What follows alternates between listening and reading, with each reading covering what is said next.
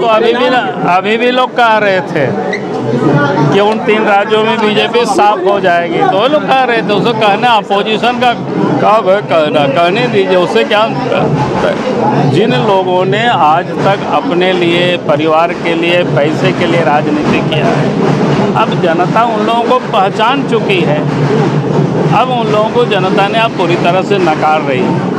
ये बिल्कुल स्पष्ट है चुनाव में दिखा। महिलाओं की भी बड़ी भूमिका रही है आप लोगों को ताकत देने में। क्या कारण रहा कि वहाँ बीजेपी जीती और प्रत्याशी राजनीतिक पंडितों को किसी को धोखा नहीं दे। बीजेपी तो कहीं कोई धोखे में नहीं। बीजेपी शुरू से कर रहे थे। आपने एचएम का बार बार बात सुना है कि छत्तीसगढ़ में आश्चर्यजनक रिजल्ट होगा, और हम तो लोगों को बताएं कि हमारे साथ जब चुनाव प्रचार समाप्त होने के बाद हम हवाई जहाज़ से वापस लौट रहे थे, उस जहाज़ में कांग्रेस के भी नेता लोग लौट रहे थे, जो कि प्रचार समाप्त हो गया। और उन लोगों ने बताया कि नहीं, पहले आप लोग कमज़ोर थे लेकिन अब कड़े टक्कर में आ गए। जबकि उस समय 7 तारीख ही बीता था, यानी फर्स्ट फेज का चुनाव के प्रचार अभियान समाप्त हुआ था।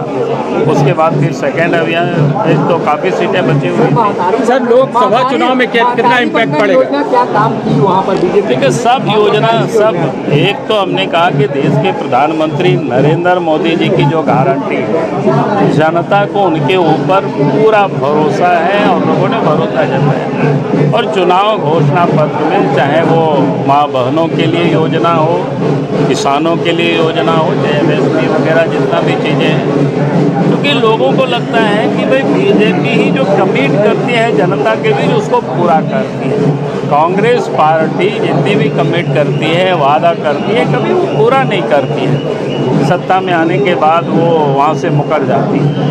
तब जनता ने इस बात को समझी बड़ी। सर, जदयू के लोग कांग्रेस पर बरस रहे हैं कि इन्हीं के कारण से सब हार हुई है। अभी ये उन लोगों की मामला है कि अलायंस था, उसमें हमको कहा है बीच में ले आ रहे हो बीजेपी को। 2024 में किस तरीके से देख रही है? जो 2024 तो मैंने बार बार कहा, भाई देश में फिर से नरेंद्र मोदी जी के नेतृत्व में सरकार बनेगी, और झारखंड में भी भारतीय जनता पार्टी के नेतृत्व में भारी बहुमत से। सर, आदिवासियों का जो ट्रेंड दिखाई दिया वहाँ के छत्तीसगढ़ में जो बसपा का संवाद है, आदिवासियों ने बीजेपी को चुना। देखिए, आदिवासी स्वाभाविक, हमने कहा कि आदिवासी स्वाभाविक रूप से ये आदिवासी देख रहे हैं, कांग्रेस ने तो 50-55 वर्षों तक देश में राज किया, लेकिन आदिवासी क्षेत्रों में कुछ भी काम नहीं किया। आदिवासी के गांवों तक ना सड़कें थी, ना घरों तक बिजली था, ना पानी था, कोई सुविधाएं नहीं थी। लेकिन जब देश में और प्रदेशों में बीजेपी के नेतृत्व में सरकार बनी, तो जंगल में जहां आदिवासी रहते हैं वहां तक सड़क भी पहुंचे, नदी नाला में पुल पुलिया भी बना, और जहां घरों तक बिजली नहीं पहुंची थी वहां भी बीजेपी ने, वहां भी नरेंद्र मोदी जी की सरकार ने बिजली पहुंचा दी।